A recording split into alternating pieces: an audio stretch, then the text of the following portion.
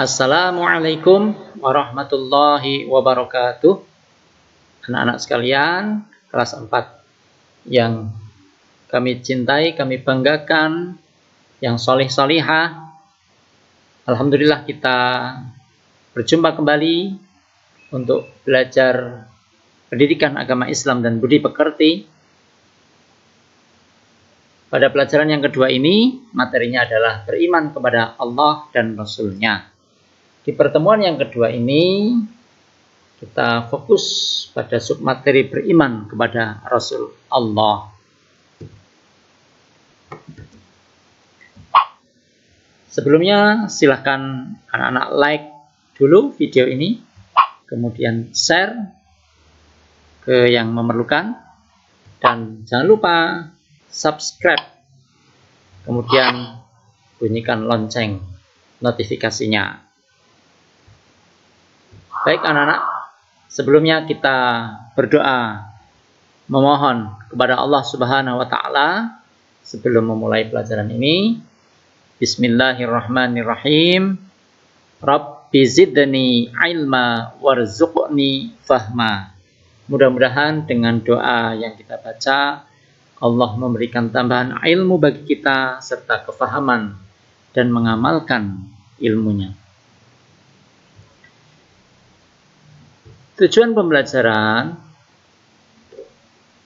bahwa kalian peserta didik diharapkan dapat yang pertama meyakini adanya Rasul-Rasul Allah Subhanahu wa Ta'ala dengan benar.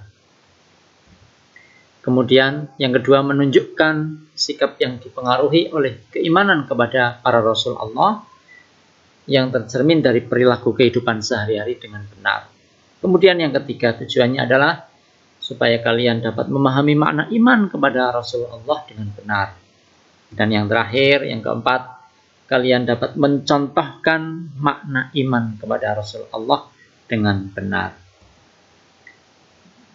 Baik anak-anak sekalian, kita masuk pada submateri beriman kepada Rasul Allah. Beriman kepada Rasul Allah termasuk dalam rukun iman yang keempat. Ya. Di rukun iman ada 6, iman kepada Allah, kepada malaikat-malaikat Allah, kepada kitab-kitab Allah. Yang keempat, iman kepada Rasul-Rasul Allah. Yang kelima, iman kepada hari akhir. Dan yang keenam, beriman kepada qada dan qadarnya Allah. Tentunya kalian masih ingat ya. Kemudian beriman kepada Rasul Allah artinya apa? Beriman kepada Rasul Allah artinya meyakini, ya, karena iman itu artinya yakin, percaya. Maka beriman kepada Rasul Allah artinya meyakini dengan sepenuh hati bahwa Rasul itu benar-benar utusan Allah yang ditugaskan untuk membimbing umatnya ke jalan yang benar agar selamat di dunia dan di akhirat. Anak-anak, mari kita ketahui bersama tentang pengertian Rasul. Secara bahasa, Rasul artinya utusan. Secara istilah, Rasul adalah manusia dari golongan laki-laki yang diberi wahyu oleh Allah Subhanahu wa Ta'ala untuk disampaikan kepada umatnya. Jadi jelas bahwa setiap Rasul Allah adalah manusia dari golongan laki-laki, tidak ada yang perempuannya. Kemudian mereka diberi wahyu oleh Allah Subhanahu wa Ta'ala. Dan yang jelas wahyu tersebut diperintahkan oleh Allah untuk disampaikan kepada umatnya.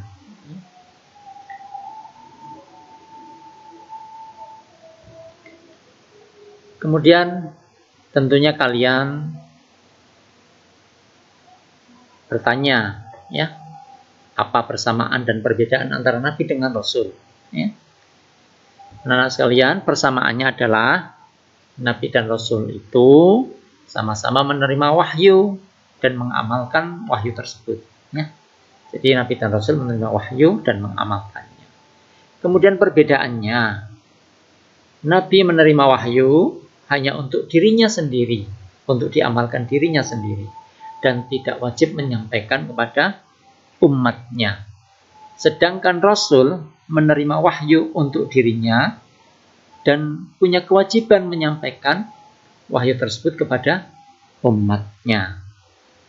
Jadi kalau Nabi tidak wajib menyampaikan wahyu kepada umatnya, tetapi Rasul harus menyampaikan wahyu yang diperolehnya dari Allah untuk disampaikan kepada umatnya.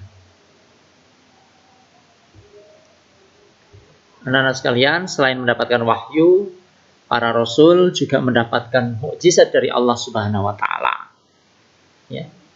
Mukjizat itu adalah kejadian luar biasa yang diberikan Allah kepada Rasul-Rasulnya. Kejadian yang luar biasa yang hanya diberikan Allah kepada Rasul-Rasulnya sebagai tanda kerasulan mereka.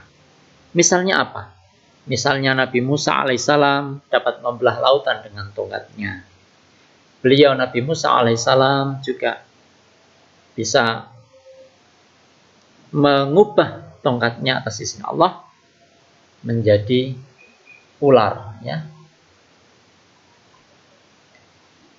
Kemudian contoh lagi, Nabiullah Ibrahim alaihissalam tidak mempan dibakar dengan api. Kalau Nabi kita Nabi Muhammad SAW dapat membelah bulan menjadi dua, kemudian bisa keluar air dari jarinya. Kemudian Al-Quran yang kita warisi dari beliau, ya, itu juga salah satu mukjizat dari Allah Subhanahu wa Ta'ala. Baik anak-anak, jumlah Nabi dan Rasul itu ada, kalau Nabi itu jumlahnya ada 124.000, ya, banyak sekali ya. Sedangkan jumlah Rasul ada 312. Ada yang mengatakan 313. Dan yang wajib kita ketahui, ya, jumlah Rasul yang wajib kita ketahui ada 25 Nabi dan Rasul yang tercantum dalam Al-Quran. Nama-nama Nabi dan Rasul yang 25 itu bisa kita hafalkan melalui sebuah lagu anak-anak, ya. Lagu Balonku ada 5, ya. Nadanya seperti itu.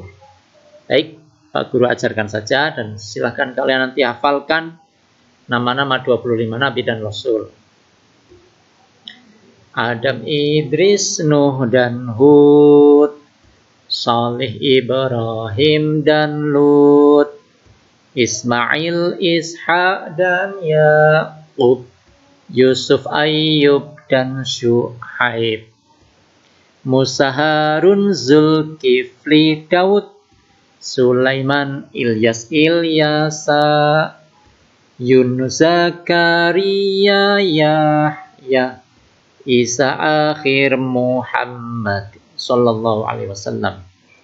Demikian. Jika kalau kalian ingin menghafalkan nama-nama 25 Nabi dan Rasul yang seperti Pak Guru contohkan dengan nada balonku ada 5, silakan dihafalkan, insya Allah mudah dan cepat kalian menghafalnya.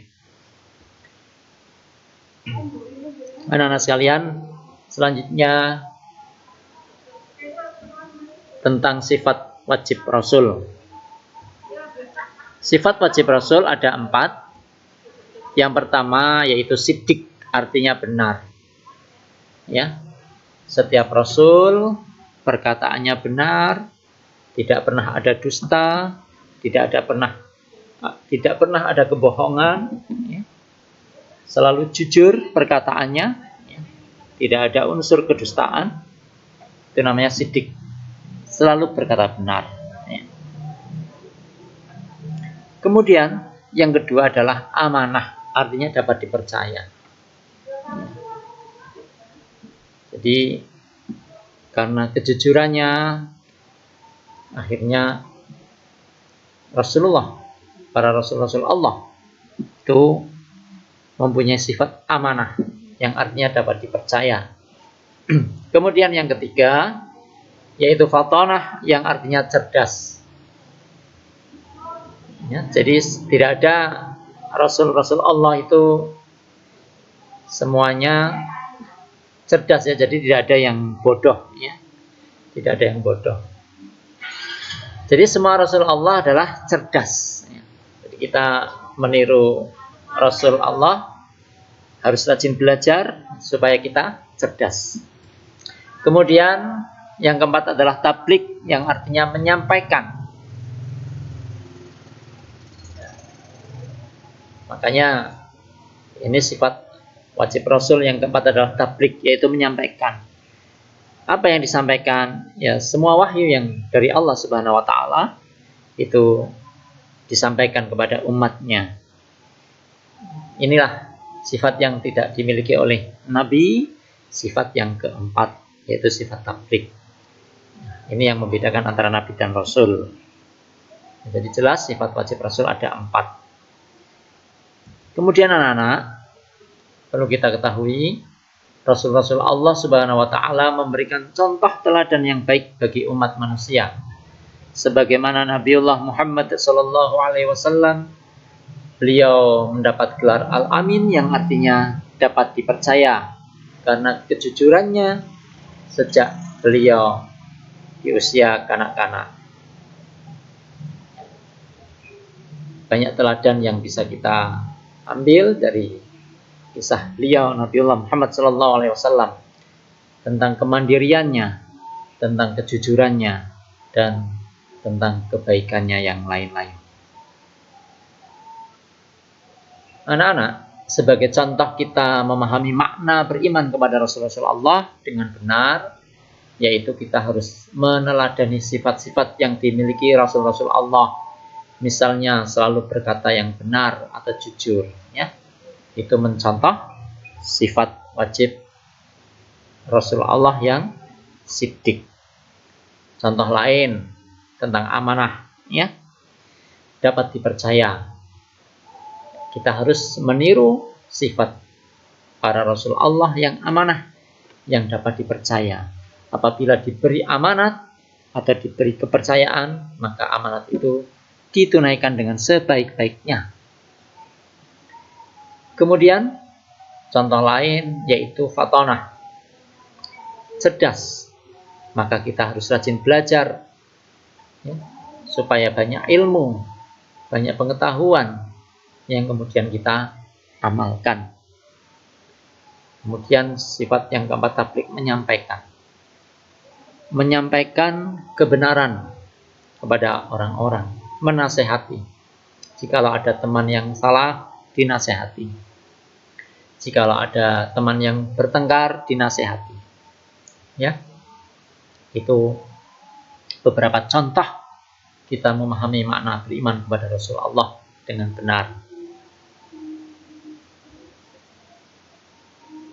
Anak-anak, sebagai bahan evaluasi kita, ya, sampai di mana kalian bisa menguasai materi mengenal Rasulullah ini, beriman kepada Rasulullah ini, mari kita kerjakan soal berikut ini. Soal yang pertama, jelaskan pengertian Rasul menurut bahasa dan istilah. Kemudian yang kedua, jelaskan pengertian beriman kepada Rasulullah. Jadi, beriman kepada Rasulullah itu artinya apa? Yang ketiga, apakah arti mukjizat? Sebutkan contohnya.